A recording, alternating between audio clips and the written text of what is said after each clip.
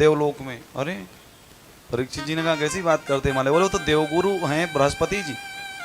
बोले वो देवताओं के तो शाश्वत गुरु हैं, उनको क्यों त्यागा गया, उनको क्यों उनका बोले एक बार देवताओं ने भड़का दिया देवराज इंद्र को। बोले बताओ तुम उनको दाढ़ी वाले बाबा को गुरु गुरु जी कहते हो, उन्होंने क्या किया हमारे लिए? और जब वो आते हैं, तुम देवराज हो, देवताओं के राजा हो, जब वो आते हैं तो तुम खड़े हो जाते हो, उनका सम्मान करते हो। अरे इंद्र बोला अरे आज तुमने पहली बार सही सही बोला, मैं गड़बड़ करता था लगता है। अब गुरुजी आए, ना तो वो खड़ा हुआ, ना तो गुरुजी को आसन दिया। देव बृहस्पति आए और ना तो प्रणाम किया। वाचस्पतिम मुनि वरम सुरासुर नमस्कृतम नोच्च चालासनानिन्द्रः पश्यन्नपि समागमम्। जब उनका समागमन हुआ तो इसने पश्यन देखा तक नहीं। देवगुरु बृहस्पति आए और वापस चले गए। अब राक्षसों असुरों को पता चला कि इस समय गुरुजी नाराज हैं, बढ़िया समय है देवलोक पर आक्रमण करने का। और देवताओं को जैसे ही गुरु से विहीन देखा तो आक्रमण करने की सोचने लगे। ये बात देवराज इंद्र को पता चली। ब्रह्मा जी के पास इंद्र जी गए। इंद्र ने कहा वाले महाराज कृपा करके बताओ, अगर गुरुजी नहीं आए तो यज्ञ में वो ये जो वैकुंठ है, ये जो स्वर्ग है, इस स्वर्ग पे दैत्य आक्रमण करके जीत ले जाएंगे। उन्होंने कहा कोई बात नहीं, अभी मैं तुमको एक टेम्परेरी गुरु बताता हूं। तो अष्टा ऋषि के पुत्र हैं विश्वरूप जी, बोले जाकर के उनको गुरु के रूप में वर्ण करो। देवता गए तो अष्टा ऋषि के पुत्र के पास, बोले हाथ जोड़ करके गए, बोले हम आपको गुरु रूप में वर्ण करना चाहते हैं। तो अष्टा ऋषि ने मना कर दिया।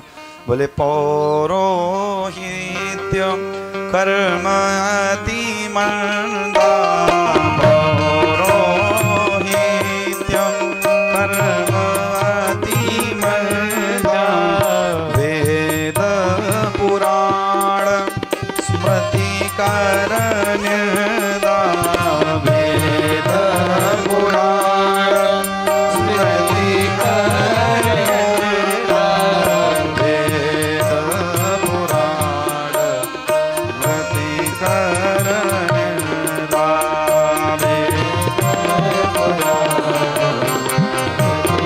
वेद पुराण। बोले मुझे गुरु नहीं बनना है और पुरोहिती का कार्य तो मुझे बिल्कुल नहीं करना है, और अभी तुमने अपने गुरुजी का अपमान कर दिया तो हमको तो टेम्परेरी बना रहे हो, हमारा भी। अरे बोले नहीं नहीं, हम आपको गुरुजी बनाना चाहते हैं परमानेंट। बोले देवलोक में हम आपको चाहते हैं गुरु बन करके रहें। अच्छा ले गए, और जब ले जा करके जो त्वष्टा ऋषि के पुत्र विश्वरूप थे, उनके पास एक विद्या थी, बड़ी दिव्य विद्या थी, और उस विद्या का नाम है नारायण कवच। उन्होंने इंद्र को वो कवच प्रदान किया, नारायण कवच, और उसका इतना प्रताप था महाराज, उस नारायण कवच का इतना प्रताप है कि आज भी अगर उस नारायण कवच का कोई पाठ करे तो उसको कोई भी अला बला उसका कुछ नहीं बिगाड़ सकते हैं, उसके शत्रु उसका कुछ नहीं बिगाड़ सकते हैं, उसके शत्रुओं का नाश होता है अगर कोई श्रवण करे तो। ये इतनी क्षमता होती है। अरे एक यहाँ तक है, एक बार गंधर्व ऊपर से जा रहा था, एक कौशिक ब्राह्मण था कौशिक देश का, वो हमेशा नारायण कवच का पाठ करता था, लेकिन जब उसका शरीर पूरा हुआ तो उसकी हड्डियां जो थी वो नदी के किनारे पड़ी थी। तो ऊपर गंधर्वपति जा रहा था, उसने ध्यान नहीं दिया और उसका जो विमान था वो नीचे गिर गया। किसी ने पूछा, बोले उसका विमान क्यों गिरा? और वो जो गंधर्वपति था वो हाथ जोड़ करके सब लोगों से पूछने, तस्योपरि विमानेन गंधर्वपतिरेकदा, जा रहा था महाराज, और जैसे ही आगे पहुंचा उसका जब धड़ाम से वो जो गंधर्व का विमान था जैसे वो नीचे गिरा, उसने चारों तरफ देखा, बोले यहाँ क्या है, मेरा विमान क्यों गिरा? किसी ने बताया, बोले यहाँ एक ब्राह्मण देवता रहते थे, जो ब्राह्मण देवता नारायण कवच का पाठ कर रहे थे, उनकी यहाँ हड्डियां पड़ी हुई हैं। सोचो मरने के बाद उनकी हड्डियों में इतनी सामर्थ्य थी नारायण कवच का पाठ करने से। इसलिए नारायण कवच प्रत्येक व्यक्ति को, कोरोना काल में जब लोग मर रहे थे तब नारायण कवच ही एक ऐसा कवच था, जब लोग फोन कर करके कह रहे थे, बोले महाराज हमारे नाम का भी नारायण कवच करवा दो। तो नारायण कवच कितनी महिमा। महाराज नारायण कवच को धारण करके इंद्र अस्वस्थ हो गया। लेकिन एक दिव्य यज्ञ कराया, और दिव्य यज्ञ जब कराया तो जो विश्व रूप थे, विश्व रूप उस यज्ञ के आचार्य थे और वो स्वाहा स्वाहा करवाने लगे। लेकिन विश्व रूप के 3 मुख थे, ध्यान रखिए। एक मुख से देवताओं की आहुतियां डलवाने लगे, एक मुख से भगवान की आहुतियां डलवाने लगे, और एक मुख से उनके मामा जो थे, उनकी माता जो थी वो असुर कुल की थी, राक्षस कुल की। इसलिए तीसरे वाले से क्या करने लगे, बोले मामाओं के ऊपर दया आ गई तो तीसरे मुख से वो मामाओं के नाम की भी आहुति डालने लगे। जब मामाओं के नाम की आहुति डालने लगे, ये बात इंद्र को पता चली, अरे गुरुजी गड़बड़ कर रहे हैं। तब उसने गुरुजी के गर्दन काट दिया। अब ब्रह्म अपने, एक तो गुरुजी ऊपर से ब्राह्मण, उन्होंने जब मार दिया तो उनको ब्रह्म हत्या लग गई इंद्र को। इंद्र के पीछे ब्रह्म हत्या लग गई। इंद्र आगे आगे भाग रहा है। फिर इंद्र ने 4 भागों में उस ब्रह्म हत्या को बांट दिया। माताओं में जो रजो दर्शन के रूप में देखने को मिलती है, पृथ्वी में जो ऊसर भूमि को देखने को मिलती है, जल में जो जल में झाग आदि उत्पन्न होती है, और चौथा पेड़ों को दिया जो पेड़ों में गोंद के रूप में दिखाई देती। ब्रह्म हत्या को 4 भागों में इंद्र ने बांट दिया। इंद्र तो बच गए, लेकिन इधर त्वष्टा ऋषि को पता चला कि मेरे बेटे को गुरु बना करके ले गए थे और इंद्र ने मेरे पुत्र को मार दिया। क्रोधित हो गए और उन्होंने विशाल यज्ञ किया, और विशाल यज्ञ करने के बाद इंद्र शत्रो विवर्धस्व मां चिरम जहि विद विषम, उन्होंने संकल्प किया कि इंद्र को मारने वाला पुत्र उत्पन्न हो। लेकिन गड़बड़ी हो गई संकल्प में थोड़ी से, और इंद्र को मारने वाला पुत्र की जगह इंद्र के हाथों मरने वाला एक विशाल पुरुष प्रकट हुआ, और उसका नाम हुआ वृत्तासुर। गर्जना करने से देवलोक में, देव जो लोक था वो भूकंप मच गया स्वर्ग में, देवता भागने लगे। उसने सीधे स्वर्ग पे आक्रमण कर दिया, स्वर्ग में चढ़ाई बोल दिया। अब देवराज इंद्र भागते हुए भगवान ब्रह्मा जी के पास गए। ब्रह्मा जी से कहा कि बोले महाराज वो तो खा जाएगा हमको, पूरे देवलोक को, इतना बड़ा राक्षस है वो। ब्रह्मा जी ने कहा देखो तुम हर बार गड़बड़ी करते हो और फिर मेरे पास आते हो, मैं तुम्हारी कोई मदद नहीं कर सकता, जाओ यहाँ से। अरे अरे अब रोने लगे जाओ। तो ब्रह्मा जी बोले चलो मेरे साथ। भगवान नारायण की शरण में गए, और महाराज भगवान की जब शरण में गए तो भगवान ने उनको कहा, बोले एक ऋषि हैं दधीची ऋषि, अगर दधीची ऋषि की हड्डियों में इतनी सामर्थ्य है कि इस राक्षस को मार पाया, अन्यथा कोई नहीं। उन्होंने कहा दधीची ऋषि के पास जाओ और उनसे उनकी हड्डियां मांग कर खिलाओ, अगर वो अपना शरीर दान में दे दे तो तुम उसको जीत सकते हो, अन्यथा नहीं। और इंद्र आदि जो देवता थे वो गए। इंद्र आदि देवताओं ने कहा दधीची ऋषि के पास जाकर के, बोले महाराज हमको आपकी हड्डियां चाहिए। अरे देवताओं को डांटा बड़ी तेज से, बोले तुम्हें पता है मैं जीवित बैठा हूं और तुमको हड्डियां चाहिए मेरा शरीर का। तुम इतने ठगिया हो इंद्र आदि देवताओं कि अगर किसी का कार्य बन रहा हो और तुमसे किसी कोई कहे दे कि एक रोम कूप दे दो, तो तुम एक रोम कूप नहीं दे सकते हो, तुम पूरा मेरा जिंदा शरीर से हड्डियां निकाल के मांग रहे हो।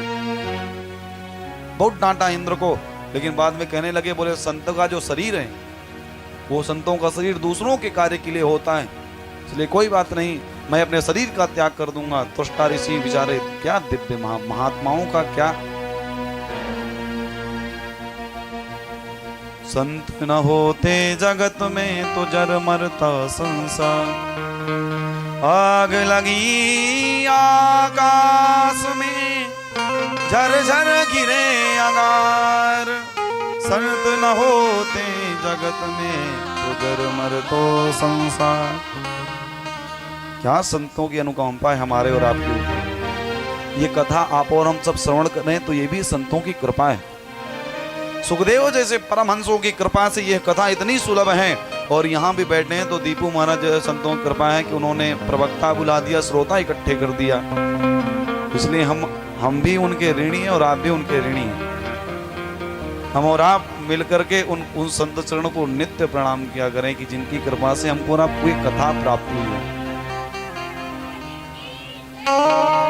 जयकारे के साथ साथ जनता क्या करना है, हमको और आपको उन बाबा जी का सहयोग करना है, ताकि नित्य ऐसी कथाएं होती रहें।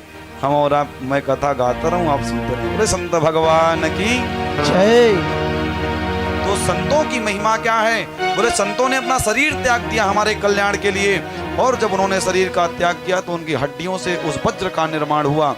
इंद्र लेकर के युद्ध में पहुंचा, और जैसे ही इंद्र लेकर के वो वज्र और मारने पहुंचा वृत्तासुर को, महाराज उस वृत्तासुर को उस वज्र में बिहारी जी का दर्शन हो गया। प्रार्थना करने लगा भगवान बिहारी जी से, हाथ जोड़ करके रण क्षेत्र में सोचिए, पहला ऐसा कोई योद्धा है जो रण क्षेत्र में जहां बाण तीर चल रहे हैं, जहां अस्त्र शस्त्र उड़ाए जा रहे हैं, वहां एक राक्षस खड़ा होकर के भगवान का गान कर रहा है, स्तुति गान कर रहा है। और महाराज 4 लोकों में उसने स्तुति की, 4 श्लोकों में। और ये 4 श्लोक इतने मर्मस्थली हैं महाराज, इतने दिव्य ये 4 श्लोक हैं। पहले श्लोक में भगवान से प्रार्थना करता है, अहं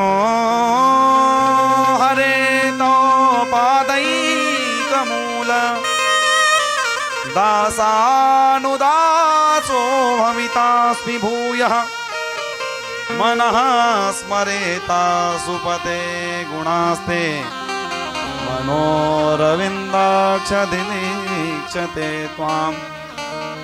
उस रण क्षेत्र के मध्य में खड़ा होकर के जहां प्राणों की बाजी लगी है, वहां खड़ा होकर के वृत्तासुर बिहारी जी की स्तुति कर रहा है। बोले अहम हरे तव पादैकमूल दासानुदासो भवितास्मि भूयः मनः स्मरेता सुपते गुणास्ते मनोरविंदाक्षदिनीक्षते। क्या दिव्य स्तुति किया। बोले अहम हरे तव पादैकमूल दासानुदासो भवितास्मि। बोले महाराज ये जन्म तो बीत गया तो कोई बात नहीं, लेकिन जब मेरा अगला जन्म हो, बोले वो आपके किसी दासानुदास, बोले दास क्या नहीं, बोले दासों के दास के यहाँ की आप मेरा जन्म। मनः स्मरेता सुपते गुणास्ते मनोरविंदाक्षदिनीक्षते त्वाम। बोले हे अरविंदाक्ष, हे कमल नयन भगवान प्रभु परमात्मा नारायण, मैं आपकी शरण में हूँ। और मनोरविंदाक्षदिनीक्षते त्वाम, ताकि जब अगला जन्म हो संत महापुरुषों के चरण शरण में हो, तो जब भी मेरे नेत्र खुले तो मुझे आपका दर्शन हो सके। मनोरविंदाक्षदिनीक्षते त्वाम। किसी ने कहा, बोले इन जो वृत्तासुर है उसने स्तुति करी होगी, कोई कामना रही होगी, कुछ चाहिए होगा। बोले नहीं नहीं, दूसरे श्लोक में कहता है, बोले मुझे विरह चाहिए भगवान से। अजात पक्षाइव मातरमुखगा स्तन्यो यथा वत्सतरा सुधार्ता प्रियो प्रियैव व्युषितमो विषण्णा। और महाराज दूसरे श्लोक में जब वो स्तुति करता है, बोले प्रियम प्रियैव विषुतम विषण्णा और मनोरविंदाक्षदिनीक्षते त्वाम। बोले हे प्रभु मुझे विरह चाहिए आपसे, मुझे दुख चाहिए। भगवान ने कहा कैसा कष्ट चाहिए। बोले अजात पक्षा इव मातरम खगा। अजात पक्षा मतलब वो छोटा सा अभी जो पक्षी का बच्चा है, बिल्कुल छोटा सा, जिसके अभी जन्म के अंडे से बाहर निकले हुए, बोले अभी 2-4 दिन ही हुआ, और वो उस घोंसले में बैठ करके माता के आने का इंतजार करता है, माता कब आएगी। अजात पक्षा, बोले उसकी अपनी कोई सामर्थ्य नहीं है, वो पूर्णतया अपनी माता के ऊपर आश्रित है। बोले प्रभु जब मेरा अगला जन्म हो तो मुझे ऐसा विरह चाहिए कि मैं केवल आपके ऊपर आश्रित रह सकूं।